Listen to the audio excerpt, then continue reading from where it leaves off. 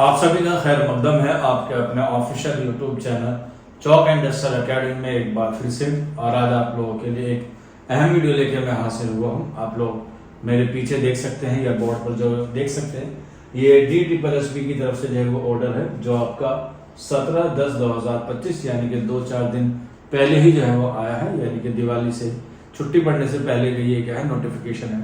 ये नोटिफिकेशन है 809/24 जिसका आप लोग बेसब्री से DV का इंतजार कर रहे हैं, या हम लोग कह सकते हैं कि बहुत सारे बच्चे जो बेसब्र हैं। जैसे भी हमारा जो है वो E-डोजियर कंप्लीट हुआ, फाइनल रिजल्ट आया, उसी के तहत जो है हमारा एज सुन एज पॉसिबल जो है वो क्या हो जाए, रिजल्ट के साथ साथ DV भी जो है वो हमारा हो जाए। तो अब DV के रिगार्डिंग जो है काफी सारे बच्चे परेशान है कि हमारा DV कब तक होगा, इसीलिए जो है वो कल फिर से जो है वो बच्चे DOE जा रहे हैं। अगर कोई बच्चा जाना चाहे तो ग्रुप से जुड़ के जो है सारी इन्फॉर्मेशन ले सकता है। ये एक इन्फॉर्मेशन है, हालांकि ये कोर्ट केस के रिगार्डिंग भी एक अपडेट है जो इस नोटिफिकेशन में कहा गया है, या हम लोग कह सकते हैं कि इस ऑर्डर में जो हो कहा गया है। असल में एक कैंडिडेट है और उसने जो है वो केस किया था, या कह सकते हैं इसमें जो है वो DSSB के ऊपर जो है वो कार्रवाई की थी, तो उसी के रिगार्डिंग जो है वो DSSB ने जो है वो अपना ऑर्डर पास किया है। ऑर्डर पास है OBC के लिए और फीमेल एज रिलैक्सेशन के लिए।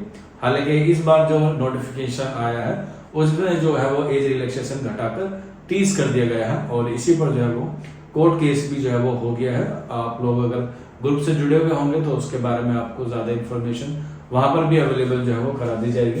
तो अभी जो ये वैकेंसीज आई है जो अभी प्रोसेस में है, उस पर भी जो है वो एज रिलैक्सेशन का जो है वो केस चल रहा है। और उसके अलावा जो है वो UR कैटेगरी के लिए भी आप लोग जो है वो अपनी तरफ से कोशिश जरूर कीजिएगा, क्योंकि इसमें जो है वो सीट जो है वो कम देखने को हमें मिली है। तो आइए इस ऑर्डर पे जो है वो सरसरी नजर जो डाल लेते हैं।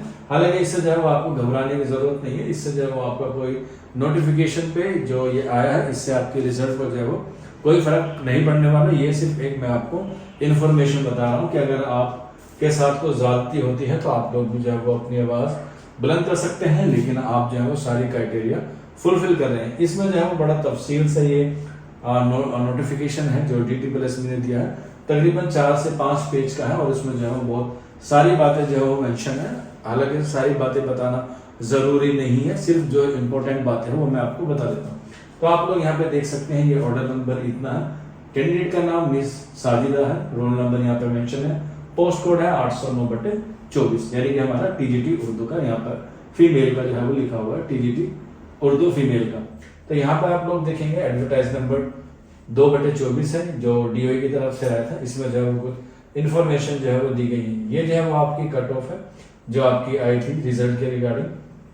यहाँ पर जो है वो इसको स्क्रॉल करेंगे, यहाँ पर जो है वो ये कुछ बातें जो है वो देखने वाली है कि यहाँ पर जो है वो देख सकते हैं as per the advertisement the age limit for the post was below 32 years relaxable up to 10 year in the case of female. यानी कि पहली जो वैकेंसीज आई थी उसमें 32 थी, लेकिन यहाँ पर जो है फीमेल को जो है वो 40 साल तक का क्या था एज रिलैक्सेशन था। इसके अलावा जो है वो अगर वो कैटेगरी में है यानी कि OBC में तो उसको जो है वो 3 साल का, तो यानी कि टोटल मिला के 40 और 3 43 साल जो है वो बनते हैं। तो यहाँ पे आप लोग देखेंगे कि जो कैंडिडेट है इनकी जो DOB है 19/4/1979 है, यानी कि इनकी जो है वो डेट ऑफ बर्थ ये है। अगर हम लोग इस डेट ऑफ बर्थ को कैलकुलेट करते हैं, और कैलकुलेट कब तक होती है, जब तक आपने फॉर्म भरा हो या जब से आपसे जो है वो कट ऑफ डेट जो है वो आ गई हो। और नोटिस नंबर हमारा 1548 है और अप्लाई किया था उन्होंने OBC कैटेगरी में। तो यहाँ पर जो है वो आप लोग देख सकते हैं OBC कैटेगरी में अप्लाई किया तो इनको 43 साल तक की जो है वो क्या मिलनी चाहिए थी, एज क्राइटेरिया की छूट मिलनी चाहिए थी। दूसरा मौजू ये होता है या दूसरा पहलू ये भी है कि इनका कट ऑफ से ज्यादा नंबर आना चाहिए। बिल्कुल कट ऑफ से नंबर जो है वो इनके ज्यादा है। यहाँ पे आप लोग देख सकते हैं कट ऑफ E-डोजियर के लिए जो है वो OBC के लिए गया है। यहाँ पर आप लोग जब देखेंगे तो इसमें जो है सारी चीजें जो है वो मेंशन है। OBC के यहाँ पे देखेंगे 70.71 है, तो यहाँ पे जो है वो फीमेल के लिए है। तो इनके स्कोर कितना है, इनके स्कोर है 75.38 यानी कि कट ऑफ से ज्यादा है। सेक्शन A में 31.50 है और सेक्शन B में जो 43.88 है। कट ऑफ हमारी गई थी OBC फीमेल में 70.71 यानी कि इनके नंबर जो है वो ज्यादा है कट ऑफ से, तो एक क्राइटेरिया ये इन्होंने फुलफिल कर दिया है। यहाँ पर आप लोग देखेंगे हर candidate was not shortlisted for e-dossier on account of being over age, यानी कि ये दोनों फायदे लिए हैं इन्होंने। इसके साथ साथ इन्होंने जो है वो फीमेल का भी लिया, फीमेल के साथ ओबीसी का भी लिया है, तो यहाँ पे इनको 2 हुए। हालांकि इनके पास तीसरा भी था, इसीलिए उन्होंने ये एप्लीकेशन डाली थी, क्योंकि ये एक गेस्ट टीचर थे तो उस पर इनको मिलना था। लेकिन इनसे गलती ये हो गई कि जब इन्होंने फॉर्म फिलअप किया था तो उसमें जो है उन्होंने सब कैटेगरी में क्या नहीं फिल किया, आपका एज जो रिलैक्सेशन है गेस्ट वाला का, वो उन्होंने जो है वो उसमें मेंशन नहीं किया था। तो यहाँ पे इनकी जो डेट ऑफ बर्थ है 19/4/1979, the age of the applicant as on the closing date, यानी कि फॉर्म भरने की जो लास्ट डेट थी वो 8/3/2024 थी। तब तक जो है वो इनकी कितनी हो गई थी, 44 ईयर्स, यानी 44 साल 10 महीने और 18 दिन इनकी जो है वो एज हो गई थी। जबकि डी टेबल इसमें कहता है कि आपकी 43 तक होनी चाहिए ओबीसी कैंडिडेट की। तो इनकी जो है वो तकरीबन ज्यादा जो है वो डेट हो गई है। यहाँ पे आप लोग देख सकते हैं ओबीसी कैटेगरी फीमेल कैंडिडेट को 40 दिया गया है, ओबीसी कैटेगरी को 3 साल का एज रिलैक्सेशन मिलता है। तो ओवरऑल एज लिमिट बैठती है आपकी 43, कितनी 43। लेकिन यहाँ पर हम देखते हैं कैंडिडेट की जो है वो कितने हैं, 1 साल 10 महीने जो है वो क्या हो रही है, ज्यादा हो रही थी। तो इस वजह से इनको जो है वो क्या नहीं किया गया, इन्हें जो है वो शॉर्ट लिस्टेड नहीं किया गया डीवी के लिए।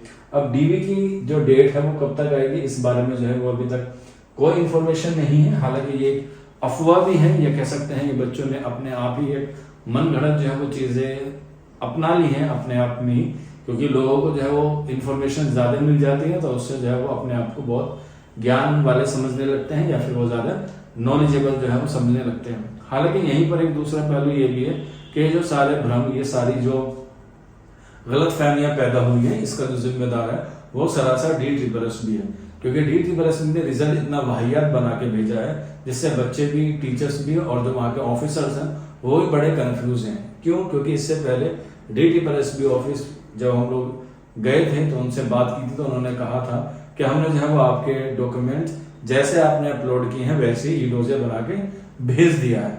हालांकि DSSS को ये करना चाहिए था कि पहले देखना चाहिए था कि उसमें जो है कितने बच्चे एलिजिबल हैं, कितने एलिजिबल नहीं हैं। इसके साथ साथ कौन ओबीसी में है और कौन जो है वो जनरल में या SC ST में आ रहा है। तो इस बार क्या किया DSSS ने, सारे उठा के DOE के माधे जो है वो मर दिए कि अब तुम जानो, तुम्हारा काम जाने। तो वहीं पर जब बच्चे पिछली बार गए थे तो उन्होंने DOE की जो मैम है, जो ज्वाइंट सेक्रेटरी है या वहां पर जो हेड है, उनसे बात की थी तो उन्होंने रिवाइज रिजल्ट के बारे में कहा था। अब रिवाइज रिजल्ट अगर होगा तो वो सिर्फ उन्हीं बच्चों का होगा जो कैटेगरी वाइज है। लेकिन कैटेगरी वाइज में भी एक थोड़ा सा डाउट है सभी को, और मुझे भी हल्का सा डाउट है कि अगर कैटेगरी वाले को वापस अपनी कैटेगरी में भेजा जाएगा तो जो कैटेगरी वाले बच्चे हैं उनका क्या होगा। और इसी बात को जानने के लिए कल काफी सारे बच्चे जो है वो DOE जाएंगे। अगर आप भी जाना चाहते हैं तो ग्रुप से जुड़कर जो है वो सारी इन्फॉर्मेशन आपको मिल जाएगी। बाकी कोई डाउट हो, कोई क्वेरी हो तो आप लोग नीचे कमेंट बॉक्स में पूछ सकते हैं, या फिर आप लोग हमारे व्हाट्सएप नंबर भी आपको मालूम है 9045220432। आज के सेशन पे इतना ही, मिलते हैं आप लोगों से जल्द ही नेक्स्ट वीडियो में। शुक्रिया फॉर वॉचिंग दिस वीडियो।